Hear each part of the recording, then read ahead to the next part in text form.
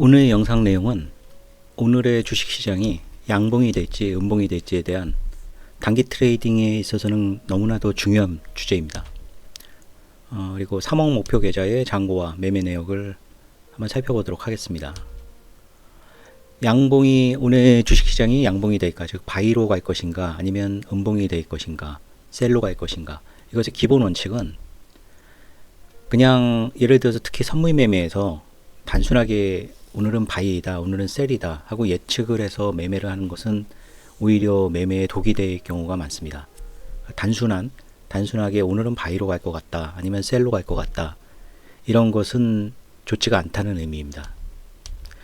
방향 예측이 가능한 날은, 모든 날 방향 예측이 가능하다는 것은 불가능한 얘기죠.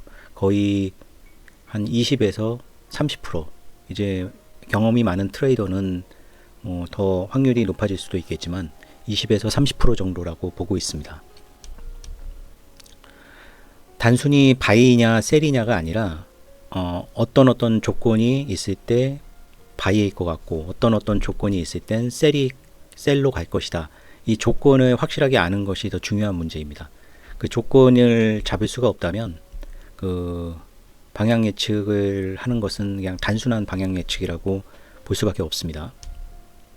그리고 방향 예측에 대한 것은, 그러니까 오늘 장이 바이로 갈지 셀로 갈지 장 시작하기 전에 기록하는 습관을 가지는 것이 좋습니다. 하루에 장이 지나고 나면 처음에 내가 이걸 바이로 생각했었는지 셀로 생각했었는지 그게 헷갈릴 때도 있고, 한 일주일이 지나면 도저히 알 수가 없죠. 매일매일 그 날짜에 어떤 이유 때문에 나는 바이로 갈 것 같다, 아니면 셀로 갈 것 같다.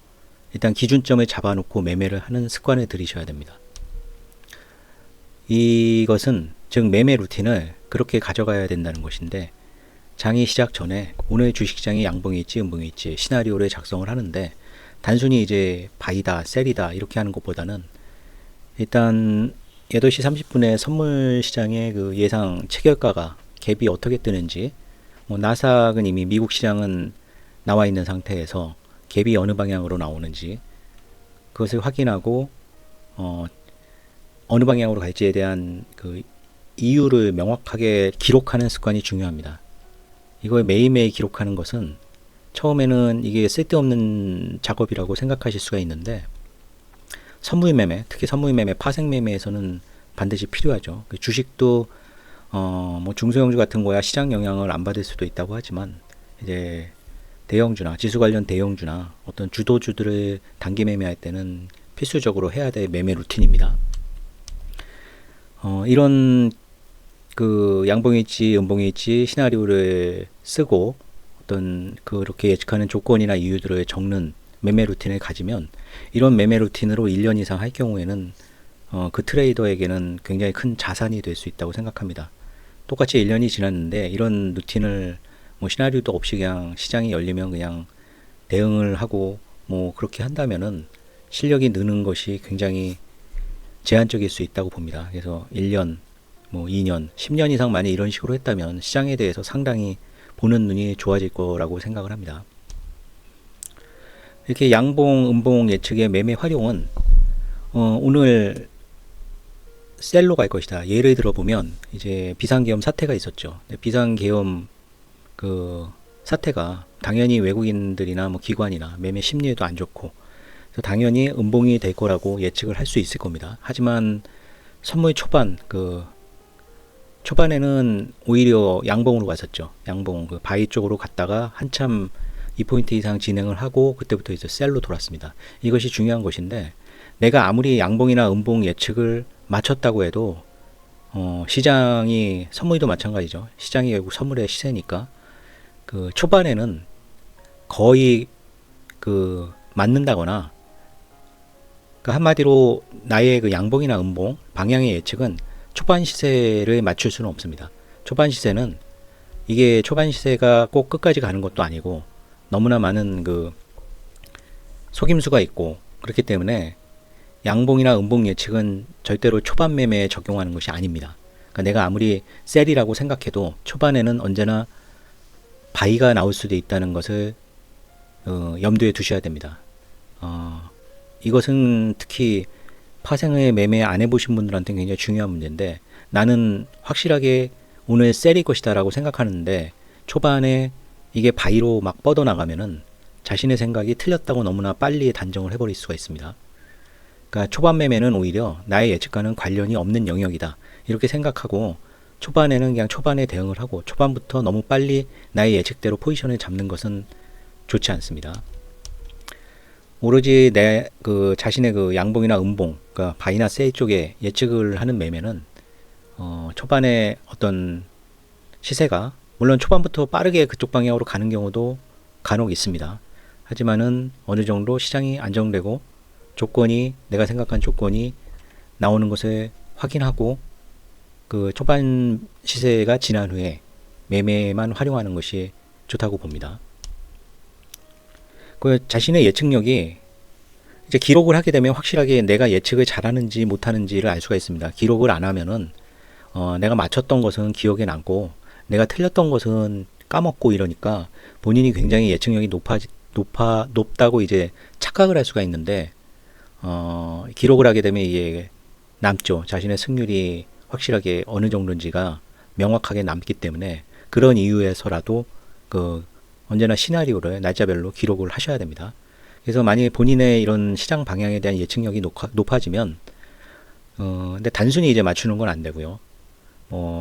삼성전자의 주가가 오늘 오를 경우라든가, 아니면 외국인 선물이 순매수가 일어난다든가, 외국인 거래소가 순매수가 일어난다든가, 어떤 조건들을 잡는 게 중요하죠. 환율이 오른다든가 내린다든가, 이런 것들은 시장에 대한, 지금 시장을 오르고 내리게 하는 주요한 변수가 무엇인지를 파악할 수 있게 트레이더에게 예측에 필요한 가장 중요한 포인트가 뭔지를 끊임없이 고민하게 되는 실력을 향상시킬 수가 있습니다. 그래서 예측력이 높아지면 믿고 매매한다는 것은, 내가 예측했던 방향하고 시장이 다르게 움직이면 또 그 시세에 물론 대응한다는 면에서는 이것도 중요한 얘기겠지만, 단기적으로 진정한 시세가 아니고 속임수 시세에 이리저리 휘둘리다가 손실만 쌓이는 그런 매매를 하게 될 가능성이 높습니다. 본인의 예측력이 높아지면, 조건이 들어맞지 않는다면 당연히 매매를 안 하면 되고, 내가 생각한 조건이 들어맞으면서 그 방향으로 움직이면 단기적으로 반대쪽으로 시세가 나와도 그쪽 방향으로 잽싸게 또 뷰를 바꾸지 않고 어느 정도 신념을 가지고 시세에 휘둘리지 않는 매매를 해야 됩니다. 물론 예측력이 낮은 선물이나 이런 매매를 할 때 경험이 적은 트레이더는 자신의 낮은 예측력을 믿고 매매하다가는 이제 큰 손실을 입게 되겠죠. 이건 어느 정도 자신이 기록한 방향에 대한 예측이 어느 정도 조건이 맞을 경우에는 상당히 확률이 높게 맞는다라는 것이 검증이 된 후에 이런 것에 적용을 해야 됩니다. 예측력이 떨어지는 초보 트레이더에게는 당연히 이것은 무모한 고집이 될 수도 있기 때문에 조심해야 될 사항입니다. 자, 선물이나 시장의 방향에 대해서 중소형주 같은 거는 이제 내가 주세력이다 라고 생각을 해보시면 됩니다. 중소형주가 한 200억, 300억짜리 시총이 그런 주식이라면 한 100억 정도 자금력이 있는 세력이다. 그렇다면은 내가 만약 이 중소형주를, 이건 중소형주이기 때문에 이제 시장 상황에는 크게 영향이 굉장히 적겠죠. 지수 관련 대형주보다는. 이 중소형주를 내가 매집을 한다 라고 먼저 생각을 해보시면, 매집을 할 거기 때문에 계속 사일 겁니다. 계속 사기가 편한 경우는 오히려 그 주식이 악재가 나왔거나 이래서 팔려는 사람들이 많을 때 오히려 더 매수를 하기가 좋겠죠. 그렇다면은 매집을 할 경우에는 오히려 악재가 나왔을 경우, 즉 개파락이 났을 경우 양봉이 날 가능성이 큽니다. 중소형주의 입장에서는. 이거는 예를 드는 사항이죠. 거꾸로 내가 이 중소형주를 굉장히 많이 지금 매집을 해놓은 상태인데 이제 팔아야 된다 할 때면 이제 오히려 이 주식에 대해서 호재가 나왔을 경우, 그러니까 갭상승이 일어나서 일반적인 개인 투자자들이 이제 매수가 들어올 때, 그때 매도를 하는 것이 좋겠죠. 아무런 좋은 호재가 없을 때 그냥 매도를 하게 되면 매수세도 굉장히 취약하고 해서 시세가 빠지면서 팔기가 매우 어렵습니다. 그래서 가끔 이제 리포트나 실적이 굉장히 좋게 나왔는데 크게 빠지는 주식들이 이런 케이스입니다. 그러니까 많이 매집했던 세력이 있을 경우 좋은 호재가 나왔을 때 파는 거죠. 그 좋은 호재 때문에 일반 매수세가 두텁기 때문에 내가 파는 물량이 소화가 될 수가 있습니다. 하지만은 특별한 호재가 없을 때 내가 많은 물량을 팔면은 뭐 팔기도 어렵고 이제 매수 세력도 이게 뭐가 나쁜 뭐가 있나 보다 하고 매수세가 들어오기가 취약하겠죠. 그래서 오히려 좋은 재료가 나왔을 때 갭상승하고 매도하는 것이 중소형주에서는 이렇게 이해를 하시면 됩니다. 근데 중소형주에 대한 얘기를 하려고 한 게 아니고 중소형주가 만약 그 내가 세력인데 그냥 박스권에서 매매를 한다 이러면 뭐 거꾸로겠죠. 이제 빠지면 매수하고 오르면 매도하고 이건 아주 단기적인 얘기죠. 자, 이 중소형주에 대한 거를 시장 전체로 바꿔보시면 됩니다. 그리고 내가 주세력이 아니고 시장 전체로 움직이는 뭐 헤지펀드가 될 수도 있고 예전에는 뭐 20년 전, 30년 전, 그러니까 그 펀드라는 것이 처음 개념이 들어왔을 때는 기관도 상당한 영향력이 있었습니다. 그러니까 뭐 박현주 펀드라든가 뭐 굉장히 오래전 얘기죠. 뭐 30년 전 얘기니까요. 그리고 뭐 바이코리아 열풍이 불 때 이제 뭐 현대증권 같은데 펀드가 주요한 세력이었을 때가 있는데 지금은 기관으로 그렇게 자금이 유입되는 것은 이제 일반인들이 하지를 않죠. 기관이 그동안 뭐 몇십 년 동안 뭐 당연히 주가 지수가 오를 때는 좋은 성적을 보였지만 주가 지수가 떨어질 때는 형편없는 성적을 보였기 때문에 본인이 직접 매매를 하는 경우가 더 많지. 아니면 인덱스 펀드 같은 데야 뭐 많은 돈이 들어올 수도 있겠죠. 그래서 한국 주식시장의 메이저 세력은 결국 아직은 외국인이라고 보셔야 됩니다. 그리고 더군다나 미국 시장으로 많은 자금이 넘어가 있는 상태니까요. 아까 중소형주 입장에서 봤을 때 이 메이저 세력들이 결국 한국 주식을 매수한다고 매수해야겠다 이렇게 전략을 세우고 한다면 이제 나스닥이 크게 빠졌거나 이랬을 때 오히려 더 매수를 하겠죠. 이게 이제 미국 시장이 좀 크게 빠졌는데 개파락이 일어나고 크게 양봉이 일어나는 경우가 이런 장세입니다. 거꾸로 이제 뭐 한국 주식을 매도한다. 메이저 세력이 매도하는 것을 기본 전략으로 삼고 간다. 뭐 메이저 세력이 하루 이틀 만에 막 이 비율을 막 바꾸지는 않으니까요. 꾸준히 뭐 몇 달 이상 지속을 할 때도 있습니다. 이럴 때는 오히려 미국 시장이 상승해서 갭상승이 일어나고 일반 투자자들이 그동안 많이 빠졌는데 미국이 많이 올랐네 하고 들어왔을 때 오히려 매도를 더 하기가 쉽겠죠. 팔기 위해서는 이제 호재가 있어야 되는데 미국 시장이 많이 올랐다는 것은 그런 호재가 될 수가 있죠. 그래서 오히려 미국 시장이 올랐을 때 음봉이 나고 아니면 미국 시장이 떨어졌을 때 양봉이 나고 하는 커다란 이유 중에 하나가 이런 것입니다. 중소형주라고 생각하면은 쉽게 이해가 갈 수 있는데 전체 시장을 움직이는 세력도 똑같습니다. 그리고 메이저 세력도 이거 뭐 꾸준히 파는 것도 아니고 꾸준히 뭐 사는 것도 아니고 애매하게 이제 박스권 매매를 할 때가 있습니다. 이럴 때도 뭐 주로 미국 시장도 박스권에서 움직일 때가 그런 경우가 많은데 빠지면 매수하고 뭐 오르면 매도하고 이럴 때도 이제 미국 시장과 반대의 어떤 봉이 나올 가능성이 큰 장세입니다. 그래서 메이저 세력이 지금 어떤 방향을 잡고 있는지 이런 건 뭐 거래소 외국인 순매수 연속되는 순매수가 있는지 연속되는 순매도가 있는지 선물 쪽에서도 연속적인 외국인의 순매수가 있는지 순매도가 있는지 이런 것들이 중요한 것이고 특히 만기일에서는 이제 뭐 옵션 쪽도 보는 것이 좋겠죠. 근데 그렇게 단순하게 보이지는 않습니다. 하지만은 꾸준히 이걸 지속적으로 외국인의 어떤 방향을 지속적으로 추적하는 그런 습관을 들이고 기록을 계속하면은 분명히 실력이 향상될 수 있을 겁니다. 자, 이제 양봉, 음봉 예측의 체크 포인트는 결국 지금 최근에 양봉이 연속적으로 양봉이 나는지 이럴 때는 이제 오늘도 양봉이 날 확률이 큰 거죠. 예, 결국은 대세 상승기에 이런 것이 많고 또 아니면 계속적으로 음봉이 난다. 이럴 때도 음봉이 날 가능성이 커지는 것이죠. 연속성에 대해서 체크를 해야 되고 최근에 그리고 갭런 그러니까 갭이 뜬 다음에 그 갭이 뜬 방향으로 계속 시세가 나아가는 그런 식의 장세인지 아니면 갭을 띄운 다음에 올라간 만큼의 갭을 다시 되돌려서 갭을 채우는 갭필의 그 빈도수가 많이 나오는 장세인지를 파악을 하고 계셔야 됩니다. 그리고 말씀드렸듯이 외국인 거래소와 선물의 그 순매수 순매도 이것도 꾸준히 체크를 하셔야 되고요. 그리고 습관적으로 그러니까 주기적으로 외국인의 어떤 선물이나 옵션 포지션을 체크하셔야 되고요.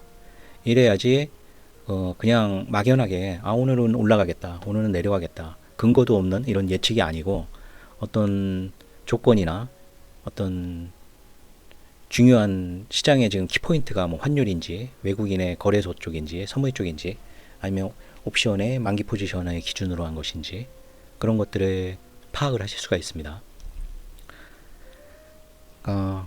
가장 쉽게 설명드릴 수 있는 것은 예를 들면 아까 말씀드렸듯이 비상계엄입니다. 비상계엄 같은 것은 당연히 이것은 세이 재료입니다. 세이 재료인데 초반에 이게 막 바이로 가면은 외국인들이나 아니면 시장 참여자들이 악재에 사나보다 이렇게 그냥 간단하게 생각할 수 있는데 비상계엄 같은 것은 이제 악재에 살만한 그런 역으로 생각할 수 있는 그런 재료의 급이 아니죠. 지속적으로 한국 시장에 안 좋은 영향을 끼칠 수 있는 근본적인 악재이기 때문에 이럴 때는 당연히 셀로 방향을 잡고 뭐 초반에 바이로 들어가서 먹을 수도 있겠지만 초반에 바이가 나와도 나는 오늘의 변곡점을 고점이 충분히 확인됐을 때 셀로 들어가겠다 하고 바이를 들어갔다가 셀로 잽싸게 빠지는 그런 전략보다는 셀의 포인트를 잡고 셀로 들어갔을 때 추세를 길게 먹는 그런 전략이 필요한 핵심 재료라는 겁니다. 비상계엄 같은 재료가요. 그렇게 방향을 잡고 매매에 적용을 하셔야 됩니다.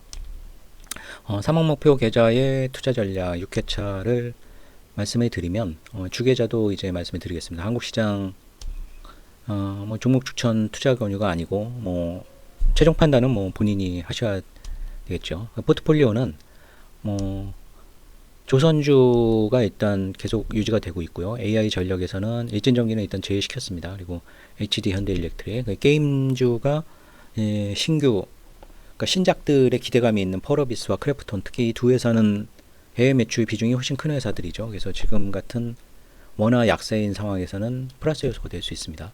2차전지 인버스 주식하고 폭삭 소가수다가 이제 2025년 상반기에 이제 방영이 되겠죠. 그 재료를 보유하고 있는 펜 엔터테인먼트 이렇게 보고 있습니다.